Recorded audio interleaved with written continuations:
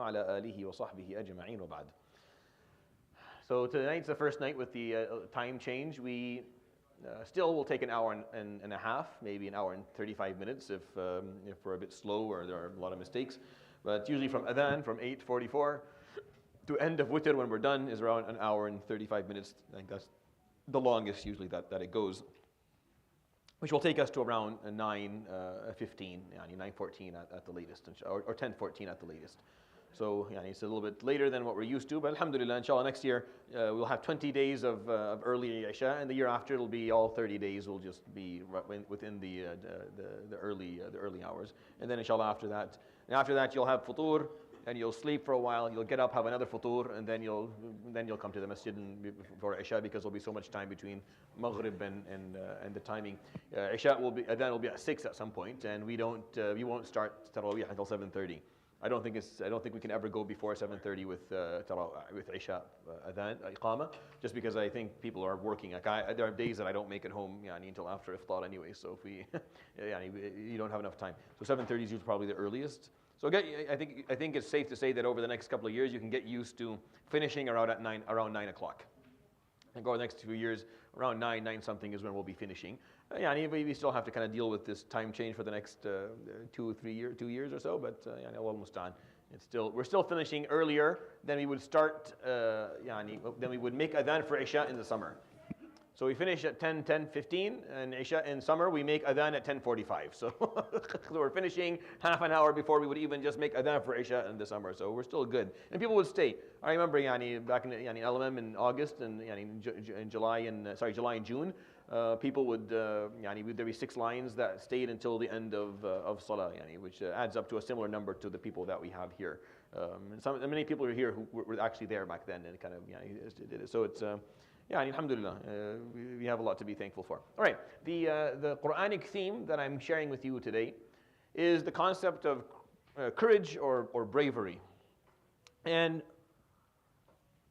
this word or this ethic or value has multiple meanings to it. It's not a simple concept actually to define. Like, it's not simple. Even though when we think of the word courage, we have there's an understanding that we all share of what we think.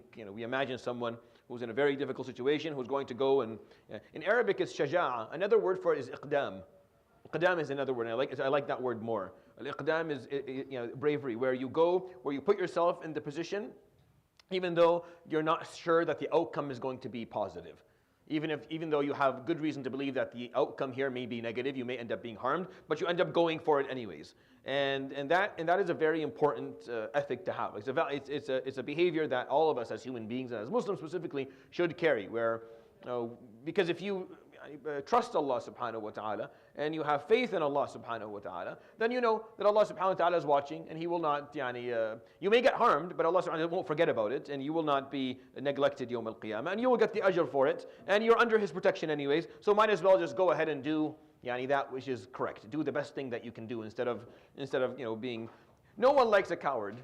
No, there's nothing to brag about being a coward.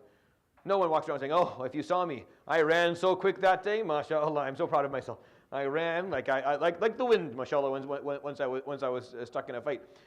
No one's impressed by that. And even if the wisdom is not to engage in physical altercations or not to get violent, still being a coward is not something that we encourage. And being brave and being courageous is important. You can only be brave and courageous if you're afraid. If you're not afraid, then you're not brave nor courageous. It's very important to remember this piece as we go through and talk about the verses for tonight. That's why, I don't know if you like comics or not, but Superman was never brave for me. He was awesome, but he was not brave. Unless kryptonite was involved, he didn't really have anything to be afraid of. If you shoot the guy and it ricochets back and hits you and kills you, then I'm not sure exactly. But Batman was brave. Yes, he was a spoiled billionaire, but he was still brave. He was courageous. Courage is an important ethic to talk about and to comprehend and understand, and also celebrate and encourage our young people to be brave and to be courageous, but also to know how to do it, because it requires a certain degree of finesse. Courage and bravery does not mean rudeness and disrespect. where you just blurt out whatever you want because you're courageous. No, that's not. You have to have the etiquette. You have to have the proper adab. But having courage and having bravery is something that we require our young generation of Muslims to have and to carry. I can tell you that in my generation and the one before, we were raised a little bit differently. We grew up in different situations. I grew up in a state where it was scary to think freely or to speak freely, and you could lose your life and you could be treated absolutely brutally if you did. And we saw people undergo such brutality. So it takes away from the courage and the bravery of a generation when that happens continuously. And you all saw, or I think most of you, over the last couple of months, watched some of the documentaries that talked about the decision of Sayyidina and other parts of Syria where people were treated worse than animals. So imagine a whole population of people knowing that that's the case. It's hard for them to generate courage and bravery. But I'm hoping that this next generation of Muslims, especially in this country, will be brave and will be courageous and will speak their minds and won't back down when the corporate hand or the colonial fist comes down on them. They continue to stand their ground and speak the truth and defend that which is righteous, as the Sahaba radiallahu anhum did with the Prophet sallallahu alaihi wasallam ajma'in.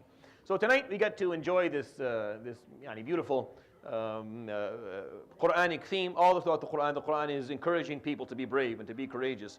Tawakkul in its essence is being brave. Tawakkul in its essence is teaching you to be brave. That you do everything you can, then you put it in the hands of Allah subhanahu wa ta'ala. You go, a calculated risk, but you go because you know that Allah subhanahu wa ta'ala is there. So tawakkul is there to brew courage and bravery in people, not to make you scared. But it requires a proper understanding of it in order for that to work. So the first ayah that we're going to recite tonight, that will be in the first set of 4 rak'at, recited inshallah, and that we'll enjoy, is a very, very famous ayah. You all know this ayah.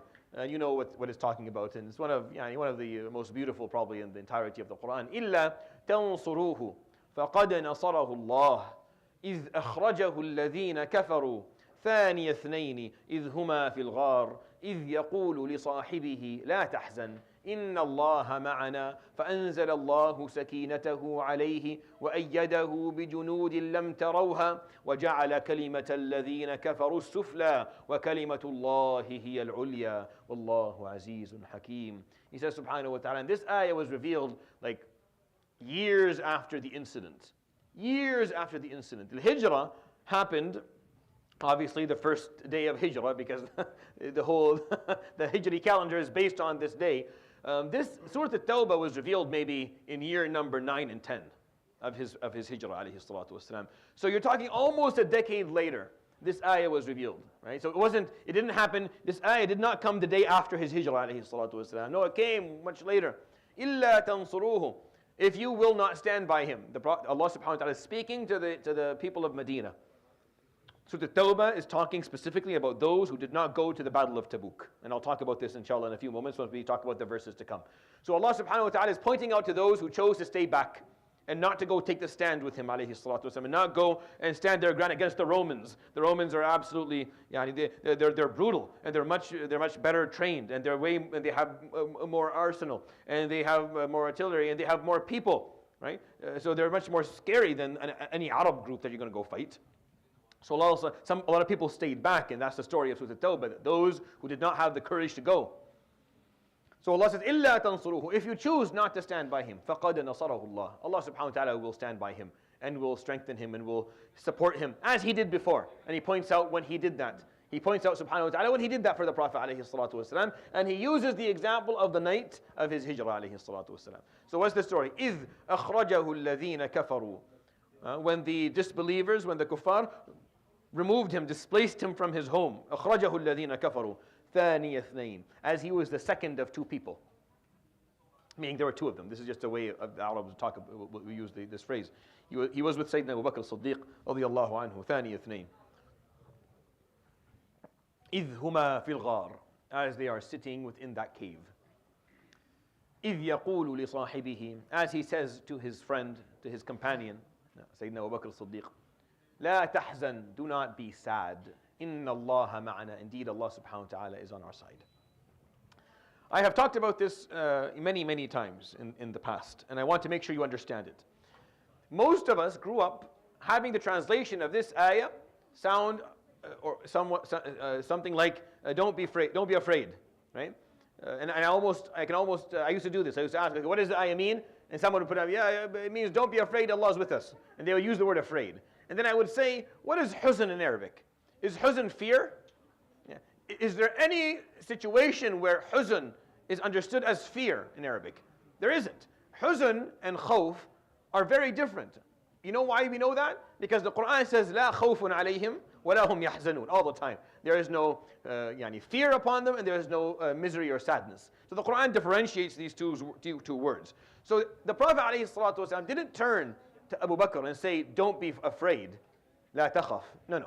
He told him, لا تحزن, don't be sad. Well, that changes the story, because the way you're told the story is that they were sitting in the cave, and the Prophet ﷺ was totally relaxed, looks at Abu Bakr and says, don't worry about it. Don't worry, a couple of minutes will be gone. To me, that's a misrepresentation of what happened that day. And it takes away from maqam al-nubuwah. It takes away from his maqam ﷺ, from learning from him. Because if the story is somewhat or something like Neo in the Matrix, where he's just being told, just duck your head here, take a left there, sit down here, no one will see you, then I'm not impressed. Like I'm not really, it doesn't mean, and if I am going to be impressed, I'm impressed more by Morpheus and not by Neo. So I'm impressed more by Allah subhanahu wa ta'ala putting him there and not by him alayhi salatu wasalam, which takes away from me the ability to learn from him. But that's not what happened that day. What happened was the Prophet alayhi salatu wasalam did everything he possibly could to make sure that they did not find him. He did everything that you can possibly imagine to make sure that no one would find him. He left in the middle of the day. He left and his face was covered. He went in the opposite direction of Mecca. He let go of the two camels that he had. He had Amr ibn Fuhayra go back and forth on the tracks with his flock of sheep. He stayed in the cave that is the opposite direction of his destination for 3 days and 3 nights. For 3 days and 3 nights he stayed there, alayhi salatu wasalam. Right? Only to go meet the person who would, Abdullah ibn Urayt, would take him to Medina through a different route, not on the highway, not using the highway, but using other roads, alternative routes to get there. He did everything he could, alayhi salatu wasalam, to make sure, and then he chose a cave. You have to go see Ghar Thawr. He chose a cave in the middle of nowhere, surrounded by caves everywhere. Like it's just mountain, everything. Like there's nothing special about the mountain. He was, aside from him being in alayhi salatu wasalam, there's nothing special about the mountain. The mountain was just one of those mountains. So the likelihood of whoever's looking for him to find him in the middle of a desert, there's no GPS, there's nothing, is very low. But they did. They didn't get the area right. No. They didn't get the mountain right. No. They got the cave. They came to his cave, alayhi salatu wasalam. If you are sitting in a cave with Abu Bakr and you hear footsteps, this is the middle of nowhere, you're going to be like, oh, we'll be fine? If you're hiding, right, and you're hiding far away, and you expect not to be caught, and then you hear people coming up your mountain, you're going to say, yeah, they won't see us. Of course not. He took Abu Bakr and he chose a cave that had like a sub-cave. That's how much he's planning this out, alayhi salatu wasalam. So they go in the sub-cave, like the small little, it's not even a cave, it's barely enough space for he and Abu Bakr to fit in. And they sit there, and they're hoping that these guys are walking around the area. But they're not walking around the area. They come up the mountain. And they're not just going to come up the mountain, they enter his cave, alayhi salatu wasalam. Now he is sitting in a maybe 2 meters by 2, in a small, Abu Bakr are literally sitting on top of each other, quietly, and the mushrikeen with their swords, all 15 or 20 of them, are in the cave. All around it, they have nowhere to go. So in their minds, it's over. They found us. How they found us, I don't know, but they found us. So Abu Bakr was sad. He wasn't scared. He was scared, obviously. Of course, who wouldn't be? Who wouldn't be? If you're sitting in a position you know that you're going to be killed in a few moments. And it may be quite brutal, because you're outnumbered 2 to 15, and you weren't prepared for a fight to begin with, and you're already confined in this small area. So if they want to, they can just start stabbing at them with swords, and they can't get out. Like it can end in a really ugly way. So there's fear. But Abu Bakr's problem was not the fear, it was the sadness. Abu Bakr was sad that this failed. He was sad that the plan didn't work, that they weren't able to make it to Medina, where it was safe, where the Prophet ﷺ could build a nation, where he could start the dawlah, and he could, and he could change the culture within Arabia, where he could actually provide a precedence of something that never happened before. People were looking forward to this. People were looking forward to what the Prophet ﷺ and the Sahaba were going to be able to achieve in Medina, because it was a breath of fresh air that was going to happen. And Abu Bakr couldn't wait to get there, out from under the oppression, the ongoing oppression and threats from the people of Quraysh. They wanted to be in a position where they were the leaders, where they could make decisions, they could call the shots, they could build an army, they could spread Islam. They were looking forward to this. This was what they wanted, and it was going to end. It was going to end in a cave somewhere in the middle of nowhere. So he was sad, radiallahu anhu. He was sad that that they didn't succeed, that they couldn't make it happen, that they didn't plan this out. That's how he's thinking about it. But his huzn, it was sadness, that we're going to die. He loves the Prophet ﷺ. He doesn't want to see that happen to him. He would happily take it upon himself if he could, to save him ﷺ, but he couldn't. So he was even sadder that he couldn't do that. He couldn't protect the Prophet ﷺ. That was his biggest concern. When they get out and they start walking, Abu Bakr, a couple of minutes, he's behind the Prophet ﷺ on his horse. And then he goes on his right. And then he goes in front. And then he comes on his left. And the Prophet ﷺ, what's wrong with you? You give me a headache. You're going, what's wrong? What are you doing? So Abu Bakr is like, I remember that people are asking for you, so I stay from behind to protect you. And then I remember that maybe someone has a kameen, an ambush, so I come to the right and to the left, and then I think maybe someone is waiting on the other side, so I come in front of you. I want to make sure that you're safe, Ya Rasulullah. So the Prophet ﷺ would ask him, Ya Abu Bakr, atakhsha Ali, you're scared for me. فقال يا رسول الله إن هلكت أنا فإنما أنا رجل وإن هلكت أنت فأنت الأمة. If I die, I'm just a person. But if you pass away, you're the ummah, Ya Rasulullah sallallahu alaihi wasallam. This story, this legacy, the hope of change, the hope of freedom and of liberty and of justice and righteousness to prevail on earth. You're the hope. You're the only hope we have. And I'm just a guy. If I die for this, I'm happy to die for it. But you, no, I need to make sure you live. So he's in the cave with the Prophet ﷺ. He's sad. So the Prophet ﷺ turns to him and tells him, لا تحزن, don't be sad. Inna Allah ma'ana. Allah subhanahu wa ta'ala is on our side. Meaning Allah subhanahu wa ta'ala is satisfied with us. Allah subhanahu wa ta'ala is happy with the choices we made. We weren't lazy. We didn't make bad choices. We didn't lack planning. We did everything within our ability to make sure this worked, and it didn't. That means Allah subhanahu wa ta'ala is happy with us. Yeah, brother and sister, this is all you're required to do in life. Just do your best, and then when you do your best, know that Allah is with you. And if you fail, don't worry about it.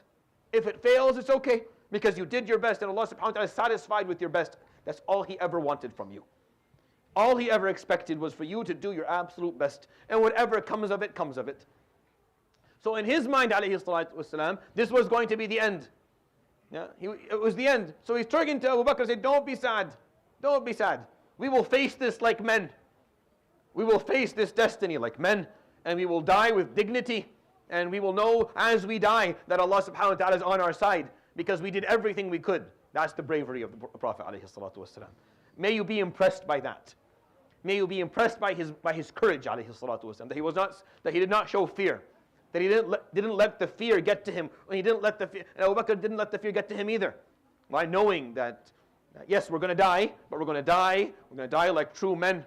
We're going to die as Muslims. We're going to stand our ground. We're going to accept our fate. We're not going to shy away from it. We're not going to run away from it or show or beg for our lives or show. No, we're not going to do any of that, because Allah subhanahu wa ta'ala is on our side, because we did everything we had to do to please Him subhanahu wa ta'ala.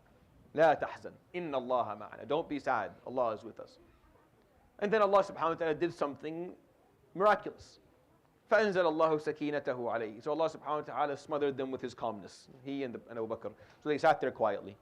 وَأَيَّدَهُ بِجُنُودٍ لَمْ تَرَوْهَا. And He gave them tools, like He sent some of His soldiers that no one saw. No one saw. We don't know. Some narrations say there was a cobweb on the front of the sub-cave. Some say there was a dove sitting there, and it made the mushrikeen less likely to look into the sub-cave. Even though they're standing right there, all they have to do is just look down and poke their heads and they're sitting right there, the two of them. It's not that hard. If you go and see Al-Tawbah, you know what I mean. If you go see Al-Tawbah, it's like, how did they not see them? This makes no sense. How did they not pick up on this? They're right there. I can't imagine the conversation that happened between Abu Jahl and the people with him after they found out that I can't imagine. Okay. How did that conversation go? By the way, he was there. Where? Because they come to the cave, they sit there for a bit. They're like, we didn't find him. A guy stands on top of the cave and he, forgives me, urinates. He urinates right beside a hole in the rock. If he looked in the hole in the rock, he would see Abu Bakr's head. Right? But he didn't look. He forgive me, he just urinated and didn't even look, and Abu Bakr is sitting there like, not a move, not a breath, just completely quiet. How they didn't see them, for them, Abu Bakr is like, what happened? After they spent 15 minutes and they left, they're like, what just happened? They went, khalas. They went. Allah subhanahu wa ta'ala, أَعْمَى عُيُونَهُمْ. He took away their insight and controlled their eyesight, so they couldn't see. Who controls the pupils and the eye? Who controls the eyeballs? Who controls the movements of the eyeballs and chooses if it goes a certain degree or not, aside from Allah subhanahu wa ta'ala? So they're all standing there. One of them should have, no one did. Imagine them finding out a month later. By the way, the Prophet ﷺ, Muhammad and Abu Bakr were in that cave. Which cave? You know, the cave that we went to, that Fulan urinated on the top of. You remember that one? Yeah. They were there. Where there? In the little one on the side. What do you mean? You didn't look there? No, I thought you did. Fulan, who was supposed to look in that sub-cave? I don't know. I thought Fulan was supposed to do it. Imagine this conversation. He was there. Yeah, he and Abu Bakr were there. Abu Bakr heard two guys talking, asking questions. And when he got to Medina, he sent to them the answer to the question, just to spite them, because he heard the conversation. I can't imagine what they were doing. Like, how did we not see? No, that's what Allah subhanahu wa ta'ala wants. Allah subhanahu wa ta'ala wanted this to happen so you and I could read this verse to learn this story of his bravery, alayhi salatu wasalam. That he was not someone who lived his life being told, you're going to be fine, you're going to be fine. No, he didn't know he was going to be fine. As far as he knew, فَإِمَّا نَذْهَبَنَّ بِكَ فَإِنَّا بِنْهُمْ مُنْتَقِمُونَ أَوْ نُرِيَنَّكَ الَّذِي وَعَدْنَاهُمْ فَإِنَّا عَلَيْهِمْ مُقْتَدِرُونَ. Either you die, sallallahu alayhi wa sallam, we take you, and then we punish the people who kill you, or you live long enough to see some of this work out. I don't know what it is. He was never told, alayhi salatu wasalam, that he was going to make it to Medina. So sitting there in a cave, a couple of kilometers in the opposite direction, and his enemy make it to the cave he's in his mind, khalas, it's over. It's over. Don't be sad. Don't be sad, Abu Bakr. Don't be sad. Allah's with us. Don't be sad. We will face this like men. We did our part. There's nothing to be sad about. You didn't tell him, don't be scared. It'll be fine. No, it's all taken care of. No. He thought he was going to pass away, alayhi salatu wasalam. He was going to be a martyr. And he showed this bravery. And then Allah subhanahu wa ta'ala just controlled the eyeballs and the heads. And the guys who stood there, no one of them thought just to go like this.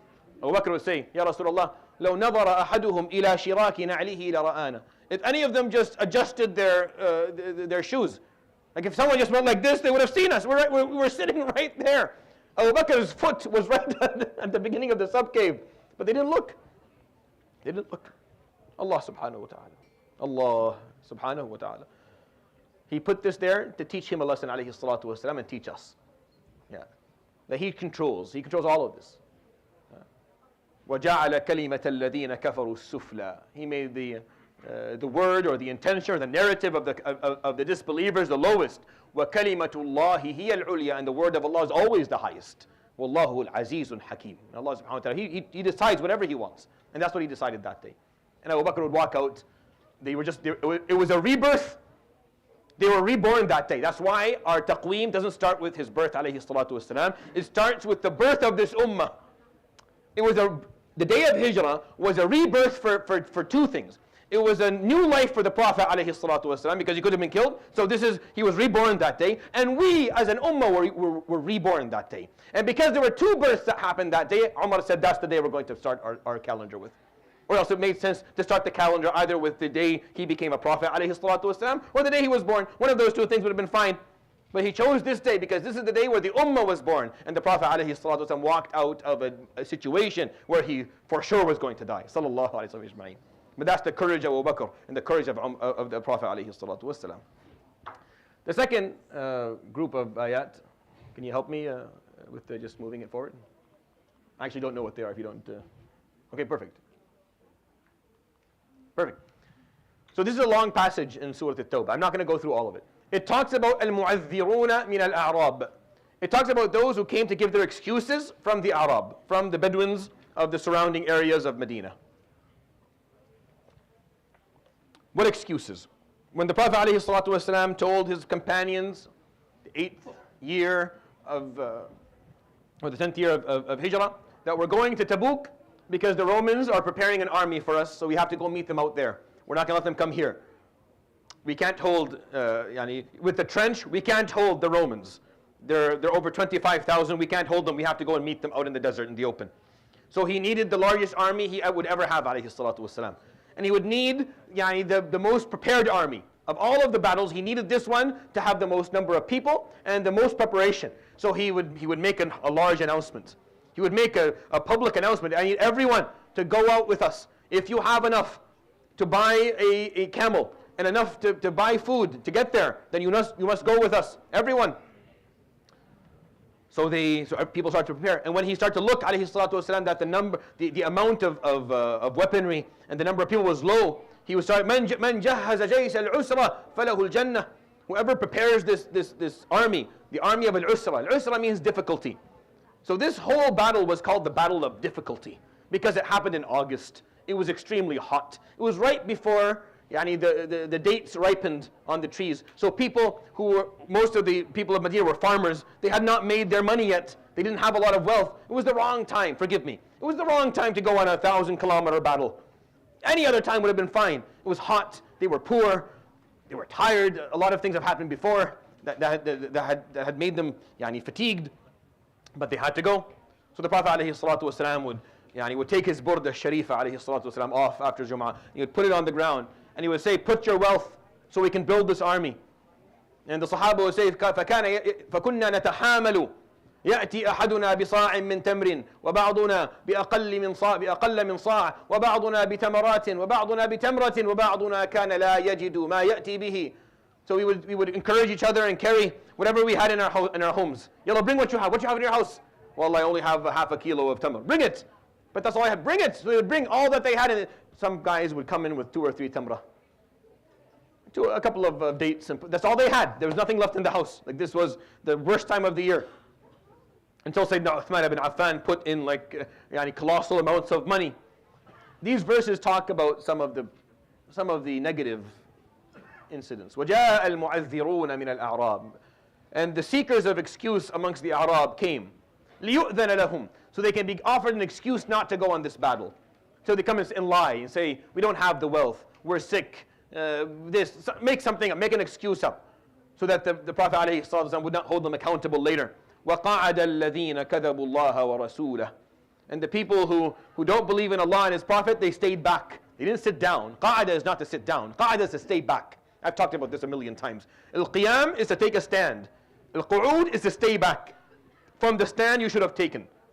Al-Wuquf wal-Julus is standing up and sitting down. That's what that. Al-Qiyam wal-Qu'ud is different. At least in the nomenclature of this surah. سيصيب الذين كفروا منهم عذاب أليم. And then he says subhanahu wa ta'ala ليس على الضعفاء ولا على المرضى ولا على الذين لا يجدون ما ينفقون حرج إذا نصحوا لله ورسوله. Allah subhanahu wa ta'ala does not hold accountable the weak or the sick or the people who have no money if they can't go on the battle or if they can't give but they just offer dua or offer. There's a man by the name of Ulba bin Zayd.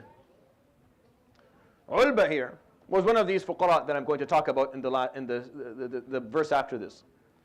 He didn't have any wealth at all, and he came to the Prophet ﷺ and he asked for, can you find someone to loan me, to lend me the money, and I'll buy a horse and I'll get my weaponry and I'll go with you and I'll pay him later. The Prophet ﷺ couldn't find anyone to lend him. Ya Rasulullah, do you have some money to give me so I can do it? I don't.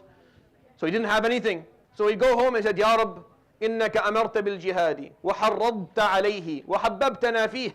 Oh Allah, you commanded us to perform jihad and you pushed us and encouraged us and you made us love it. وإني أرغب فيه, and I would like to go. ولكني لا أجد ما أنفق. But I don't find the wealth. فيا رب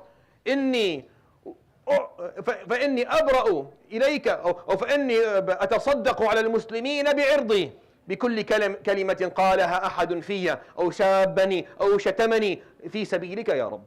So he said, oh Allah, I am going to offer as a sadaqah, because I have no money, my integrity. I'm going to offer my life. Every bad thing that anyone has said about me, anytime anyone harmed me, anything that anyone owes me, I am offering it as a sadaqah fi sabilik, as something to strengthen. Why? So they go spiritually lighter. Because there are some people in that army that harmed me. So they're walking and they're carrying that spiritual burden of the noob, of the harm. So I am going to lift that spiritual burden off them. I forgive them for your sake. That's all I can offer you. Crazy idea. No one thinks of this. It's like I have nothing to offer. So I'm going to offer my removing spiritual burden. I'm going to unburden people from what they owe me, whatever they said about me and harmed me in my life. So the morning that they would go on the battle, before they left, the Prophet ﷺ would stand up after the salah and say, أين المتصدق بعرضه? Where is the person who donated his ird, his integrity, his personal status? And he repeated it a few times, and the guy sitting there, like, متصدق بعرضه. He remembered the dua that he made, but he didn't think it was him. So the Prophet ﷺ said the first time he didn't say anything. Then he said the second time he didn't say anything. Then he said the third time and no one spoke up, so Ulba put his hand up. فقال يا رسول الله, I think you need me. فقال النبي صلى الله عليه وسلم يا علبة ألا إن الله قد جعلها في الزكاة المتقبلة.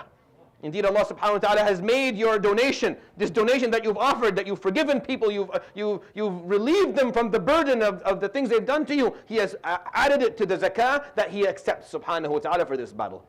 This is a zakah, this is a sadaqah that He accepts subhanahu wa ta'ala from you. So read the verse after it. ولا على الذين إذا ما أتوك لتحملهم قلت لا أجد ما أحملكم عليه تولوا وأعينهم تفيض من الدمع حزنا ألا يجدوا ما ينفقون. And there is no hard feelings, and there's no punishment towards those who come to you asking, Ya Rasulullah, we want to go. We want to go and fight with you. We just don't have anything. Lend us the money. Buy us something. We'll pay you later. Just give us so we can go with you. You tell them, لا أجد, I don't have anything left. Uthman, everything Uthman put, we've used up, and I have nothing left to give you. تولوا, they walk away. وأعينهم تفيض من الدمع حزنا. They walk away with their eyes running, their tears running on their faces. They're in tears, they're crying. They're literally crying. ألا يجدوا ما ينفقون, that they can't find anything to buy a horse and a sword and a shield so they can go fight with him عليه الصلاة والسلام. إنما السبيل على الذين يستأذنونك وهم أغنياء. Indeed, the punishment on the Day of Judgment is exclusively to those who are wealthy, but they asked for a reason, for an excuse not to go. رضوا بأن يكونوا مع الخوالف. They accepted to stay back with those who stayed back. They accepted to be amongst those who stayed back with no good excuse. وطبع على قلوبهم فهم لا يعلمون. And their hearts are now sealed, so they don't know what's good and what's not anymore. They've lost their ways completely.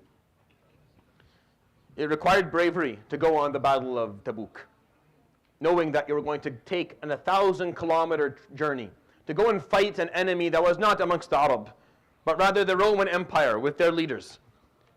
Knowing that by the time you get there, it's 1,000 kilometers, so you are tired, and you are hungry, and you are outnumbered, and you are out-trained, and you are not nearly as prepared.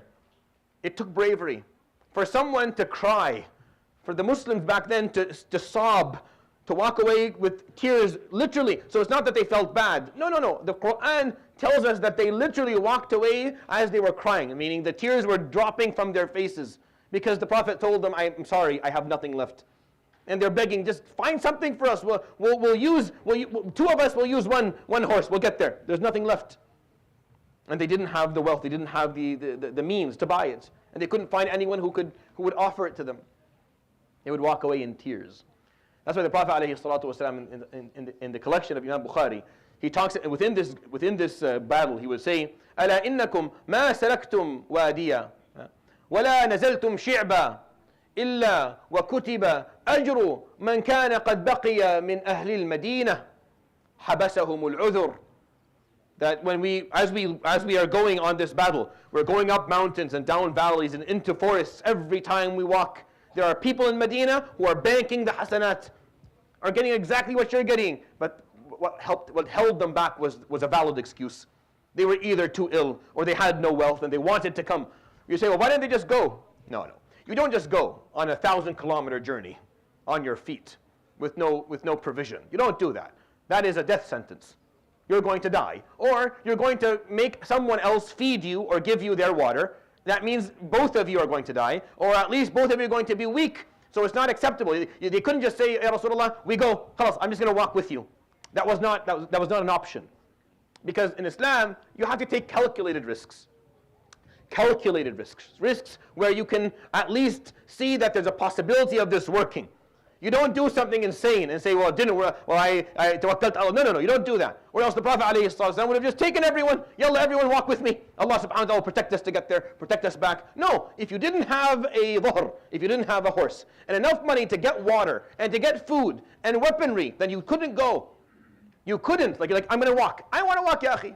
I want to walk. I can do it. I'm going to walk. You weren't allowed. You were told to stay back. You had to prove that you had all of your stuff. Show us your horse, show us your weaponry, show us your provision. You don't have it, I'm sorry, you have to stay back. Because Muslims take calculated risks. Or else it's tahawwur. See, bravery is when you take a calculated risk, you refuse to be afraid, and you go into something that is difficult, that requires courage to actually make that decision. Running into an open fire with no protection, that's tahawwur. That's recklessness. You don't get ajr for recklessness. You get ajr for courage.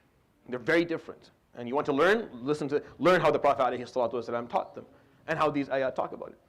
That's why the da'if, the person who had no wealth, was told you have to stay back. And they would walk away with tears down their faces because they wanted to. Oops, I'm running out of time. The third verse that will be recited in the last set of 4. يا أيها الذين آمنوا قاتلوا الذين يلونكم من الكفار وليجدوا فيكم غلظة واعلموا أن الله مع المتقين. You never back down or feel embarrassed or ashamed of any verse in the book of Allah subhanahu wa ta'ala that talks about qital, that talks about combat, or talks about jihad, ever. You never allow any propaganda or poisonous narrative make you feel that you somehow need to hide these verses or make them mean something that they don't mean. Because nothing in the Quran is like that, or of that nature. Nothing in the Quran is calling out for open-ended violence. Nothing in the Quran is encouraging Muslims to murder people and to shed blood for the sake of doing it. Nothing in the Quran tells Muslims that they must go and conquer land and force people out of their faith and kill them if they don't listen to. There's nothing in the Quran that teaches that. There never was, and there is not. This book is the same, has not changed. Having some people just choose and decide to interpret it in a certain way, that's every faith has that. Every ideology has that. Fundamentalism exists in every ideology. Every walk of life, you're going to find extremists. These verses are verses of bravery. Oh, those who believe, stand in combat against the enemies, those who push back against you. وَلْيَجِدُوا فِيكُمْ غِلْظَةً. And may they find in you strength. May they find in you grit. May they not find in you cowardice or fear. They shouldn't find that in you. They should see within you, all they see is strength. All they see is courage and bravery and grit. That's what they have to see in you. Relentlessness. That's what they have to see. If they see a group of people who get scared easily, who scare easily, if they can make us afraid easily, then they know the parameters. They know how to push back. Khalas, yes, they're making noise today, so it's not hard. We'll come up with a bill here or a political thing here. We'll put something up. We'll scare them. We'll scare them quiet. They'll all put their heads down for a while because they're scared. We know how to scare them. وَلْيَجِدُوا فِيكُمْ غِلْظَةً. May they find in you that strength, that stance that does not accept any degree of cowardice in it. وَاعْلَمُوا أَنَّهُ اللَّهُ مَعَ الْمُتَّقِينَ. Allah subhanahu wa ta'ala stands by those who are mindful of Him. We have shown our weaknesses too many times. We are now as an ummah too predictable. We are now as an ummah way too predictable. They know how long it takes for us to lose our focus, to lose our courage, to lose our bravery.